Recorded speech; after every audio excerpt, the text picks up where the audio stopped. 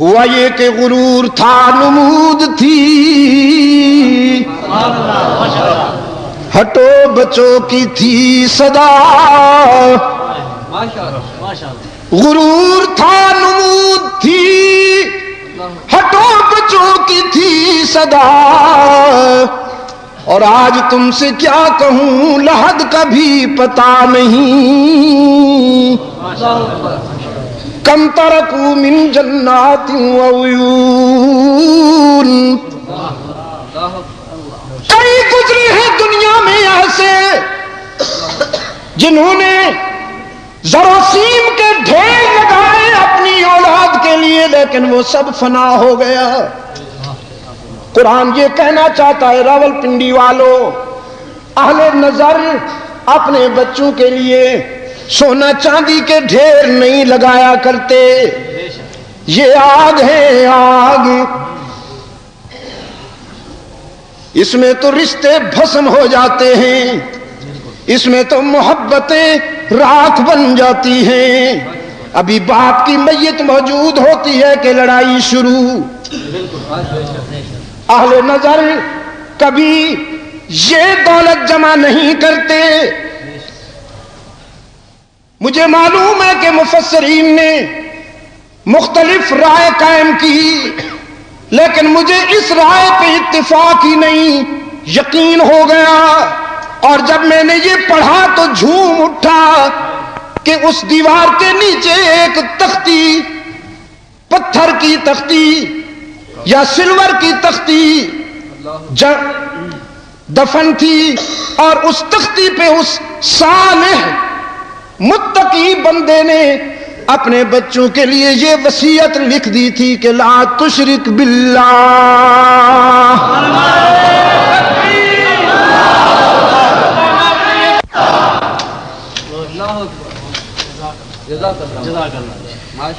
یہی وہ دولت ہے جو لقمان نے اپنے فرزند کو دی۔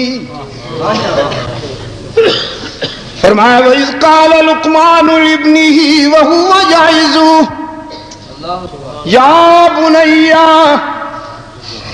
وَإِذْ قَالَ لُقْمَانُ لِابْنِهِ وَهُوَ يَعِظُهُ يَا بُنَيَّ، دنیا چھوڑنے لگا لقمان، اپنے بیٹے کو بلایا، فرمایا لخت جگر، میں نے تیرے لیے جاگیریں نہیں بنائی، محلات نہیں چھوڑے، ہیرے جواہرات کے ڈھیر نہیں چھوڑے، سونا جمع نہیں کیا،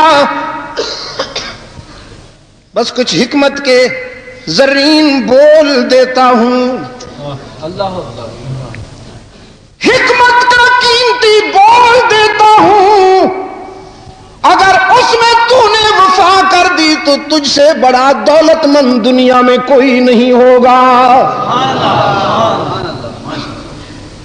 اور وہ بول کیا ہے، وہ قول کیا ہے، وَإِذْ قَالَ لُقْمَانُ لِابْنِهِ وَهُوَ يَعِظُهُ يَا بُنَيَّ لَا تُشْرِكْ بِاللَّهِ إِنَّ الشِّرْكَ لَظُلْمٌ عَظِيمٌ۔ لخت جگر، دنیا کے سفر میں اللہ کے حق میں کسی کو شریک نہ بنانا۔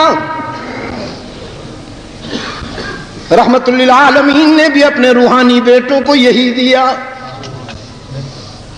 فرمایا انبیاء کبھی درہم و دینار وراثت میں نہیں چھوڑتے، ہماری وراثت علم ہوتا ہے، اور علم کی وراثت اللہ کی توحید، انبیاء کی وراثت علم ہوتا ہے، اور علم کی وراثت اور علم کی بنیاد اللہ کی توحید، رأس الحکمت مخافت اللہ۔ رحمت عالم صلی اللہ علیہ وسلم نے بھی اپنی امت کو یہی فرمایا، ایک صحابی کو سامنے بٹھا کے فرمایا لا تشرک باللہ، اللہ کے حق میں کسی کو شریک نہ کرنا۔ کہنے لگا اگر صورتحال خطرناک ہو جائے، اگر میری جان خطرے میں ہو. رحمت عالم نے فرمایا, موحد اعظم نے فرمایا, امام الموحدین نے فرمایا, ان قتلتا او حرکتا, اگر تجھے ریزہ ریزہ بھی کر دیا جائے, آگ میں جھونک کر بھسم کر دیا جائے, کٹ جانا, جل جانا, لیکن اللہ کے حق میں کسی کو شریک نہ بنانا.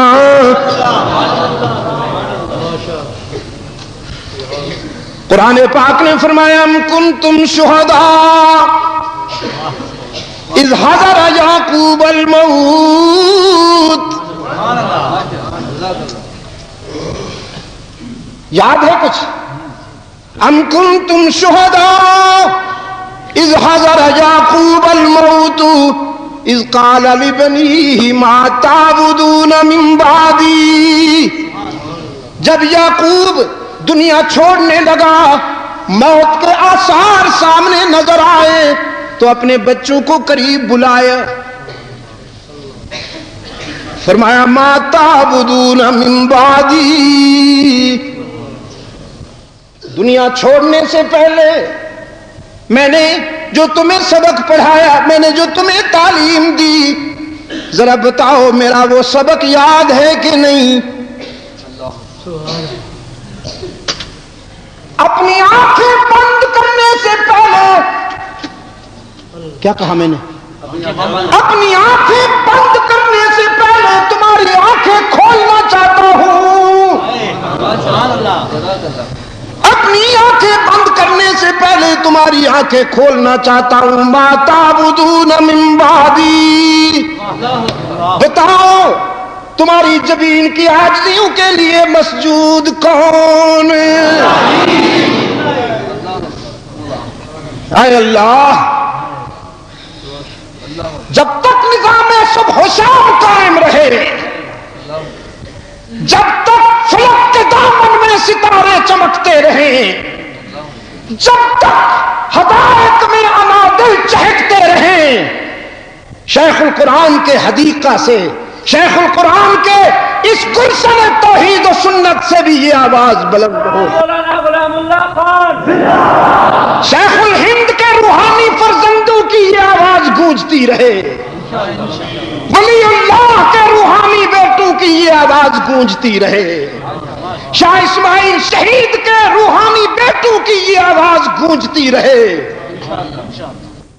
آلے اس کی بگڑی بھی اسی سے بنے گی, چاہے وہ دنیاوی زندگی کے کسی شعبے میں کھڑا ہو. میں نے پہلے کہا اس اسٹیج سے میں نمبر نہیں سیاسی نمبر بنانے کے لیے نہیں آیا ہوں, بس اتنا ضرور کہتا ہوں کہ اگر کسی کا دل چاہے تو اس آواز میں شامل ہو کے دیکھ لے. انسانی جبین کی عاجزیوں کے لیے سچا مسجود کون؟ ہی پہ ضرب لگے ذرا, تاکہ بھی کے بیماروں کو اللہ شفائے کاملہ عطا فرمائے. انسانی جبین کی عاجزیوں کے لیے سچا مسجود کون؟ علام الغیوب کون؟ کارساز و دستگیر کون؟ حاجت روا و مشکل کشا کون؟ بیماریاں دور کرنے والا کون؟ سفینے پار لگانے والا کون؟ دعا پکار کو قبول کرنے والا کون؟ تانا دیے بغیر معاف کر دینے والا کون؟ باقی جہاں جاؤ گے لوٹے جاؤ گے راولپنڈی والو, پاکستان والو, باقی جہاں جاؤ گے لوٹے جاؤ گے. آستانے سجے ہوئے ہیں, قبریں سجی ہوئی ہیں, جھنڈیاں لہرا رہی ہیں, اور بیٹھے ہوئے ہیں پروفیشنل یتیم. فلسفہ یہ ہے کہ کچھ لے کے آؤ گے تو کچھ لے کے جاؤ گے, خالی ہاتھ آؤ گے تو خالی ہاتھ جاؤ گے.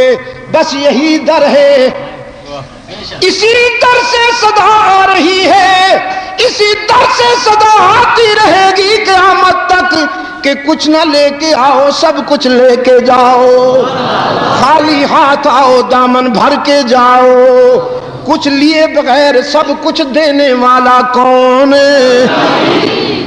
افریقہ میں ایک نو مسلم سے میں نے پوچھا، عیسائیت چھوڑ دی تم نے، اسلام قبول کیا، اسلام کی کس ادا نے تجھے متاثر کیا؟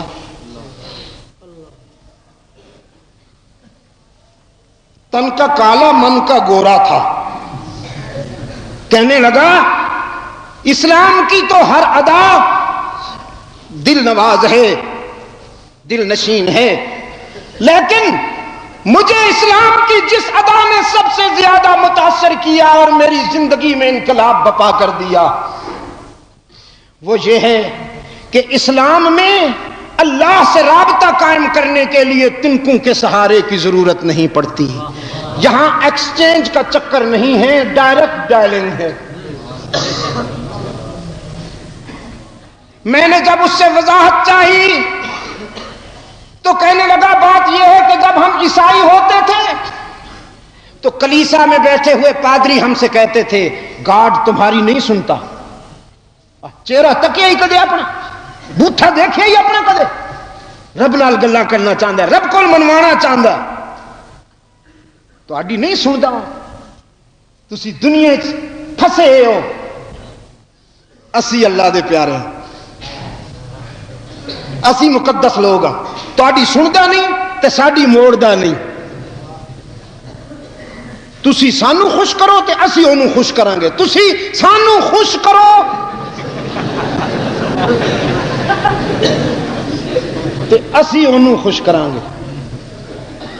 کہنے لگا یہ تو پھر درد سر ہے انسان کو خوش کرنا، ایک عذاب ہم انہی کو خوش کرتے رہتے تھے۔ ایک دن ہمارے ٹاؤن میں اللہ کا کرم ہوا کہ محمد الیاس کے مبلغین آ گئے، خدا کی کروڑوں رحمتیں ہوں محمد الیاس، خدا کی کروڑوں رحمتیں ہوں تجھ پر، کروٹ کروٹ اللہ تجھے سکون عطا فرمائے۔ یقین فرمائیے آج جو ہمارا حال ہے، تفریق و انتشار کے جو باب ہم نے ترتیب دیے ہیں، خدا کی قسم شاید ہم منہ دکھانے کے نہ رہتے، یہ بھی انہی کی محنتوں کا ثمر ہے کہ اللہ کی رحمت ہم پر متوجہ ہے، ورنہ ہم نے کوئی کمی نہیں کی۔ یہ اسلام کے خاموش مگر پرجوش مبلغ، اسلام کے خاموش مگر پرجوش مبلغ، کہنے لگا محمد الیاس کے سپاہی، محمد الیاس کے مبلغین آ گئے۔ میں نے ان سے پوچھا باقی باتیں بعد میں ہوں گی، پہلے یہ بتاؤ تمہارے قرآن میں اللہ سے رابطہ قائم کرنے کا کیا طریقہ ہے؟ میں تو سڑیا بیٹھا سن جی، سڑیا بیٹھا سی، ایک ہے تسی سانو خوش کرو تے اسی انہوں۔ میں نے پوچھا پہلے یہ بتاؤ کہ تمہارے قرآن میں اللہ سے رابطہ قائم کرنے کا طریقہ کیا ہے؟ حسن اتفاق سے ایک مبلغ کی جیب میں انگلش ترجمے والا قرآن کریم تھا، اس نے کھول کر میرے سامنے رکھ دیا اور قرآن مسکرا مسکرا کے یہ کہہ رہا تھا، فرمایا قال ربکم ادعونی استجب لکم، قال ربکم ادعونی استجب لکم اذا سألك عبادی انی فانی قریب۔ تمہارا رب کہتا ہے مجھے پکارا کرو، مجھے پکارا کرو، میں تمہاری دعا و پکار کو نہیں سننے کی بات ہی نہیں ہے، ایک ہے سننا ایک ہے مان لینا، سننے کے بعد ماننا یہ سیکنڈ سٹیپ ہے، پہلے سنیں گے، پھر غور کریں گے، پھر مشورہ لیں گے، مانے کہ نہ مانے۔ رب العالمین نے فرمایا جب تو مجھے یاد کرتا ہے میں نے سننے والا خانہ ہی ختم کر دیا، تو بول تو صحیح، قبول کرتا ہوں۔ قال ربکم ادعونی استجب لکم، تمہارا رب کہتا ہے مجھے پکارا کرو نا، میں تمہاری دعا و پکار کو قبول کرتا ہوں۔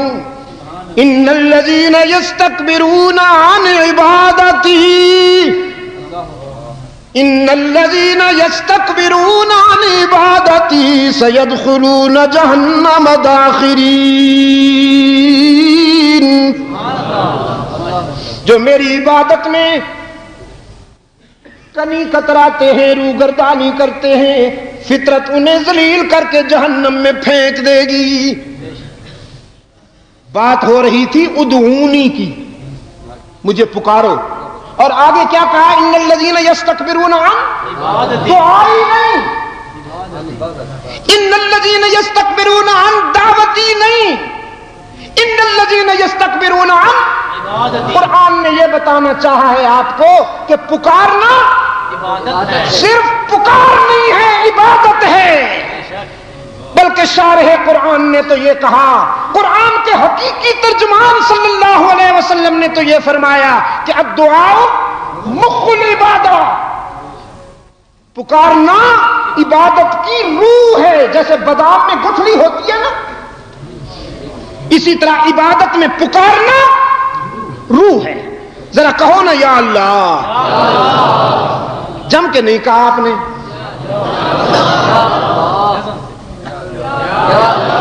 ناراض لگتے ہو، مہنگائی ہو گئی یا محترمہ آ گئی ہے؟ ہمارا تو قصور نہیں ہے، جو اس ملک کا قانون ہے اس کے جلوے تو دیکھنے پڑیں گے نا بابو۔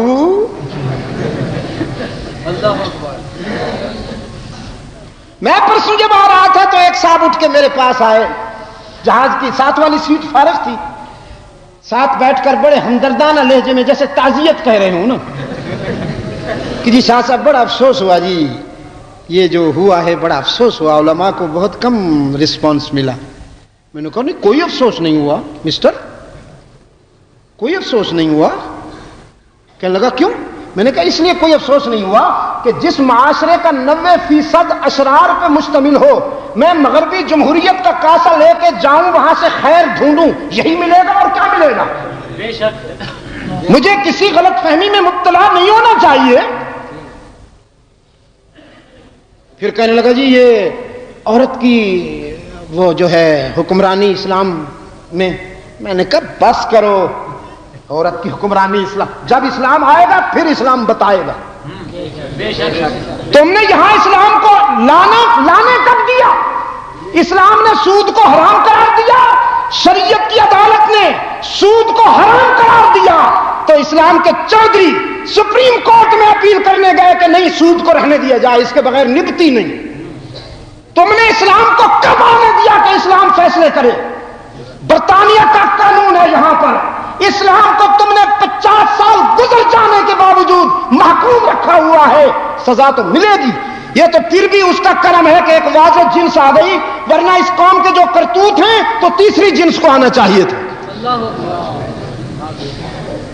آپ بڑے فتوے پوچھتے ہو ہم سے، آپ اپنا سیاسی مقصد حاصل کرنے کے لیے، ہم نہیں استعمال ہوں گے۔ اگر ہو سکتا ہے تو متحد ہو کر امریکہ کا وہ خنجر توڑو جو سب کے گلے کاٹنے پر تلا ہوا ہے۔ میں دنیا میں کہیں آپ کو یہ منافقت کی مثال مل سکتی ہے؟ ہاں تو ذرا یا اللہ جم کے ذرا یا اللہ، میں تھکا بیٹھا ہوں، میں آہستہ کہوں گا آپ یا اللہ۔ یہ کیا کیا آپ نے؟ عبادت کی ہے۔ جزاک اللہ، یہ آپ نے عبادت کی۔ یا اللہ کہنا کیا ہے؟ عبادت ہے۔ تو پھر یا رسول اللہ پوچھ لیجئے نا اس شاخ سے، اس شاخ سے کوئی مانتے تو ہیں لیکن ذرا دیر سے مانتے ہیں، دیر سے مانتے ہیں۔ سیاسی ضرورت پڑی تو کہہ دیا، یہی تو مصیبت ہے، تباہ کر رکھا ہے سیاست نے۔ میں جب تک کہتا تھا تو کراچی میں میرا داخلہ بند ہوتا تھا۔ یہ ہمارے سندھ کے بھائی بیٹھے ہیں، قاری صاحب، ان سے پوچھئے میرے بارے میں وہاں کیا فیصلے ہوتے ہیں صوبہ سندھ میں۔ پورے صوبہ کی پولیس ایئرپورٹ پر، ریلوے اسٹیشن پر الرٹ کھڑی ہے کہ عبد المجید نہ آ جائے۔ اگر میں کہتا تھا تو فتویٰ ہوتا تھا یہ گستاخ ہے۔ اب سیاسی ضرورت پڑی تو ارشاد فرمایا اگر کوئی احتراماً سجدہ کرتا ہے تو وہ شرک کر رہا ہے، تعظیماً سجدہ کرتا ہے تو وہ شرک کر رہا ہے، لیکن اگر کوئی مذہب سمجھ کے سجدہ کرتا ہے تو وہ کفر کر رہا ہے۔ الآن جئت بالحق، اور کھل جائیں گے 2-4 ملاقاتوں میں۔ یا اللہ کہنا کیا ہے؟ عبادت ہے۔ تو اس لہجے میں، اس ٹون میں اللہ کے کسی ولی کو، نبی کو، شہید کو، صدیق کو پکارا جائے گا تو وہ کیا بنے گا؟ شرک بنے گا۔ میرے عزیز دوستوں، قرآن کریم کا پیغام یہ ہے، اہل نظر کی دولت توحید ہے، اہل نظر کی دولت توحید ہے، اور پاکستان والوں اللہ کی توحید میں وفا کرو گے تو تمہاری بگڑی بنے گی۔ مجاہد بننے کا شوق ہے؟ اس کے لیے بھی پہلے موحد بننا ضروری ہے۔ مجبوری یہ ہے، مجبوری یہ ہے کہ مجاہد بننے سے پہلے موحد ہونا ضروری ہے۔ ابو بکر صدیق سے لے کر شاہ اسماعیل شہید تک، صدیق اکبر سے لے کر شاہ اسماعیل شہید تک کی تاریخ گواہ ہے۔ مجھے دکھائیے کہ کوئی مشرک مجاہد بن گیا ہو۔ حتیٰ یلج الجمل فی سم الخیاط، قلیل ملت۔ مشرک لٹیرا تو بن سکتا ہے، راہزن تو بن سکتا ہے، ڈاکو تو بن سکتا ہے، انواع برائے تاوان کی وارداتیں تو کر سکتا ہے، لیکن مجاہد نہیں بن سکتا۔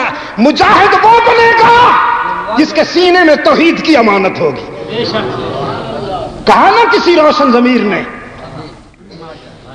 کہ بطحا کی وادیوں سے گونجی اذا ہماری، تھمتا نہ تھا کہیں پر سیل رواں ہمارا۔ اے آپ جوئے گنگا، وہ دن ہے یاد تجھ کو، اترا تیرے کنارے جب کارواں ہمارا۔ سالار کارواں تھا میر حجاز اپنا، جس نام سے ہے باقی آرام جا ہمارا۔ توحید کی امانت سینوں میں ہے ہمارے، توحید کی امانت سینوں میں ہے ہمارے، توحید کی امانت انشاءاللہ ثم انشاءاللہ۔ جس طرح افغانستان کے محاذ پر شاہ ولی اللہ کے رضاکاروں نے ایک تاریخ ترتیب دی ہے، کشمیر کے محاذ پر بھی انشاءاللہ شاہ ولی اللہ اور اسماعیل شہید کے بیٹے ہی تاریخ لکھیں گے۔